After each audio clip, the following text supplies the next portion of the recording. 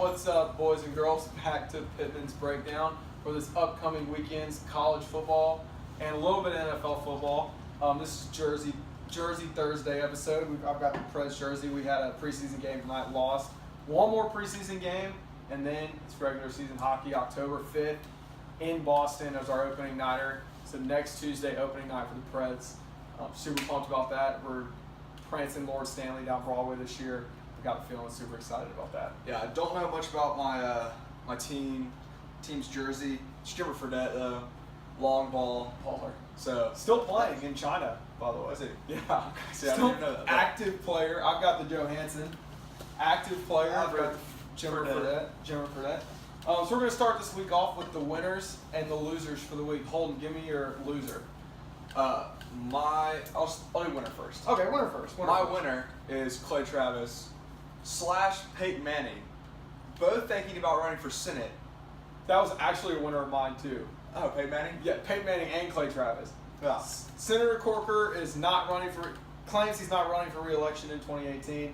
So Tennessee has Clay Travis and Peyton Manning to look forward to. Not sure. Clay Travis is independent. He's not Republican or Democratic. He is independent. So that'll be interesting. And then Peyton Manning, no idea. Jury's out. Jury's out on Peyton Manning. Everyone in Tennessee loves him, so he has a chance. He has a chance. No, he definitely has a chance. Just jury's out on if he's left wing, right wing, middle.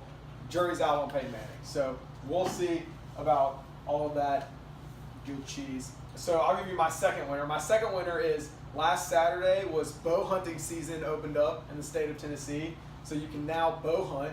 So get your bows out and let's start sniping some deer. Shoot some arrows. Let's start shooting some arrows. And then November 18th is gun hunting season. So mark that on your calendar and we're ready to roll in about a month and a half.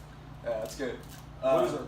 My loser of the week will be all the NFL teams that decided to kneel or stay in the That locker includes rooms the Titans. during the national anthem. Thought they were the losers of last week or of this week for doing that.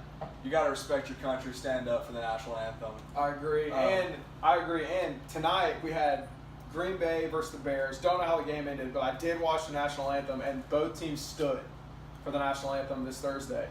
See, going along with the winner for this loser would be the fans. I think the fans at the games have a huge impact because Huge impact. this, not trying to get into politics on this channel too much, but we will. But the kneeling controversy is all on social media. It's the few people that don't want to offend people, so they think kneeling's a good idea and whatnot. So it's all social media. It's all politics on social media, which isn't great. But the fans, the people who are actually at the games, if you watch every single game, when the teams ran out on the field, they got booed for staying in the locker room or kneeling. They did. All the fans boo them. I know a few people that have sold their tickets to the Titans and to some other teams because they kneeled, because it's disrespecting the country. So I'm gonna say they're a loser of the week. Winners, my second winner is the fans for booing them when they came out on the field. Agreed.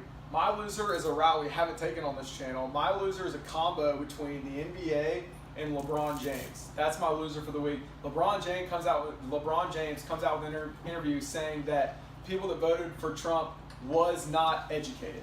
He said they was not educated. That doesn't sound very educated Which is to not me. very educated, coming from the guy that didn't go to college and went to the NBA at a high school. So my loser is LeBron James saying was not educated about people voting for Trump, build the wall.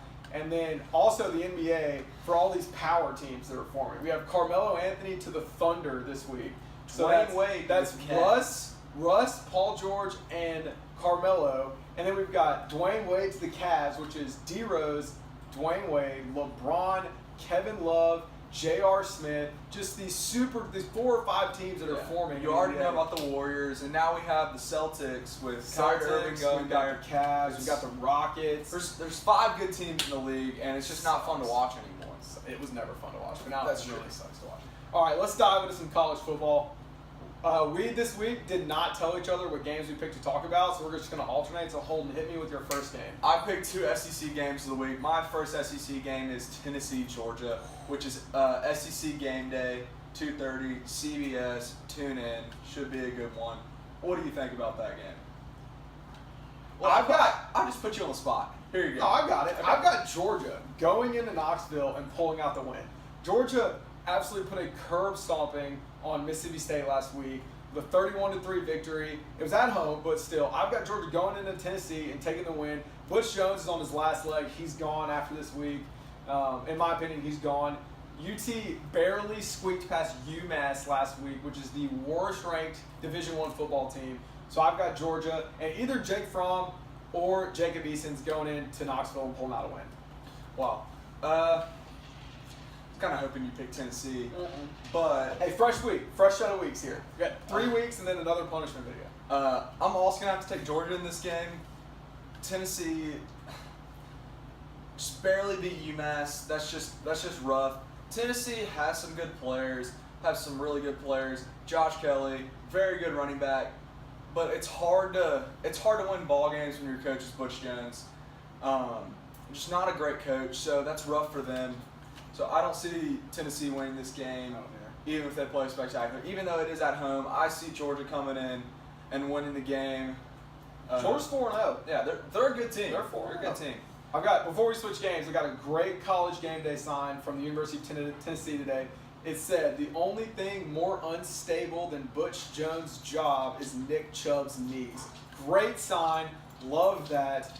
Going to be a good one for SEC game of the week in Knoxville. All right, so I had the non-SEC games. So my first game is Clemson, number 2 Clemson, at number 12 Virginia Tech, Saturday night. Holden, what do we got?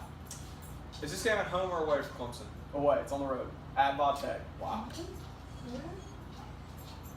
Va Tech's a good team, but I think Clemson's too strong for them.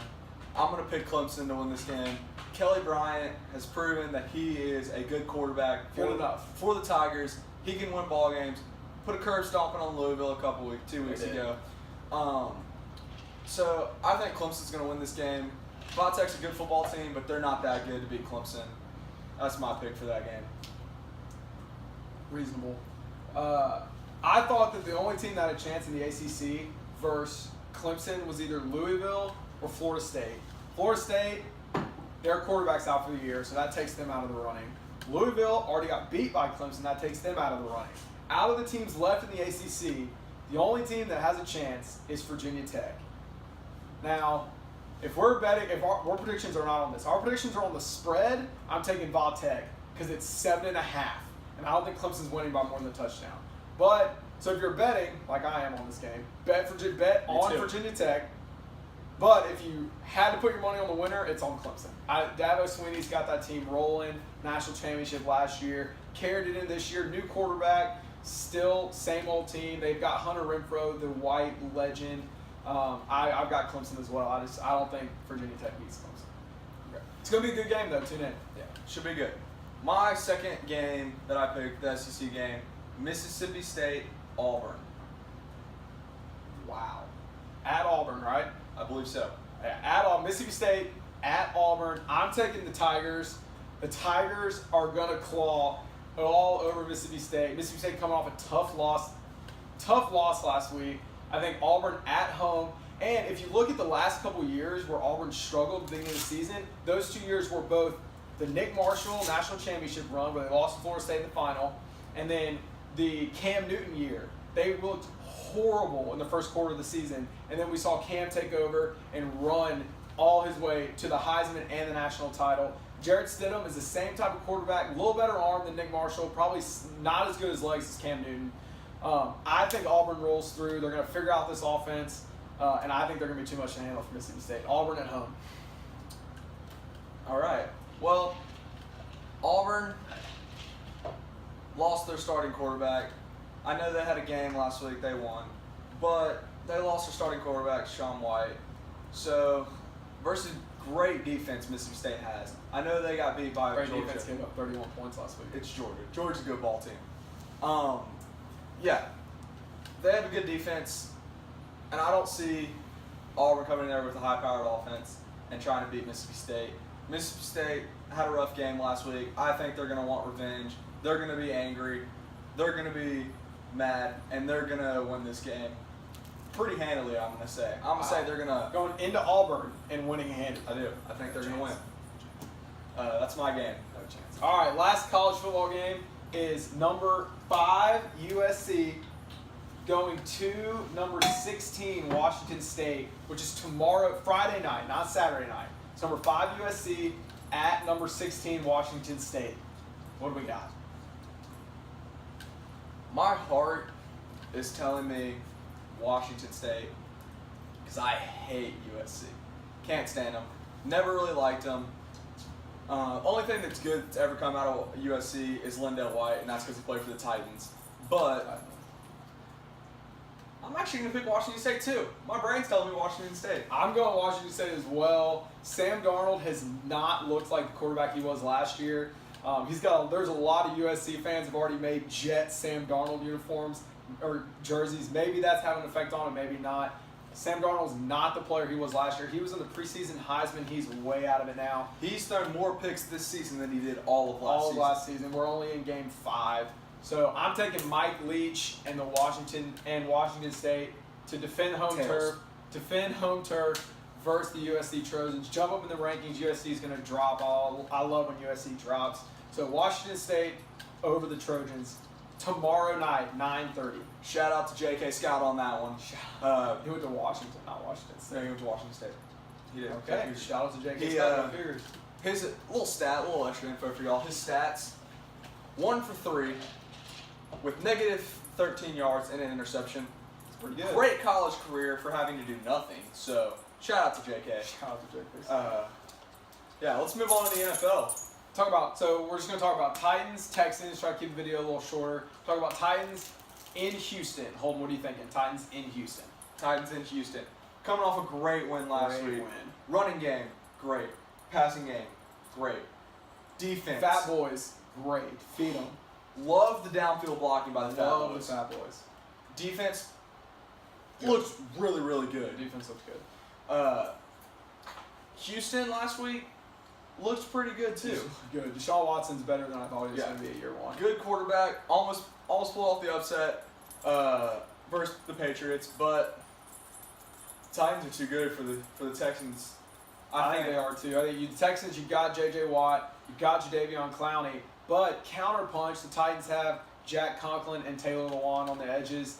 I think that we match up really well with Watt and Clowney, especially with Quentin Spain and Josh Klein can slide over, and you got Ben Jones in the center. That offensive line, I think, is better than the Texans' defensive line, which is bold because J.J. Watt will most likely be a future Hall of Famer. Jadeveon Clowney, very good player, Pro Bowler, but I still taking the Titans. Their offensive line. DeMarco Murray emerged out of his cocoon, so to say, this week with 115 rushing yards, 75-yard run to the house. Shout out to Jalston Fowler, downfield blocking. I'm taking the Titans as well over Houston. Yeah. Even if J.J. Watt gets past our line, which he will, he's really good. It'll happen in the game. He has no sacks this year, though. No sacks. We have DeMarco Murray, great blocking back, and also Derrick Henry to take out his knees if needed be to protect Marcus Mariota. And I think our whole team's protecting Marcus Mariota after what happened last week with Richard Sherman. So that's good. Titans are going to roll on the road at Houston noon on Sunday.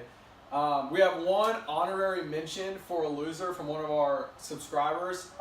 Michael Sherwood wanted us to mention a loser. His loser of the week is Saudi Arabia allowing women to start driving in their country. Not our loser, that's his loser for the week. That'll be it for Pittman's Breakdown.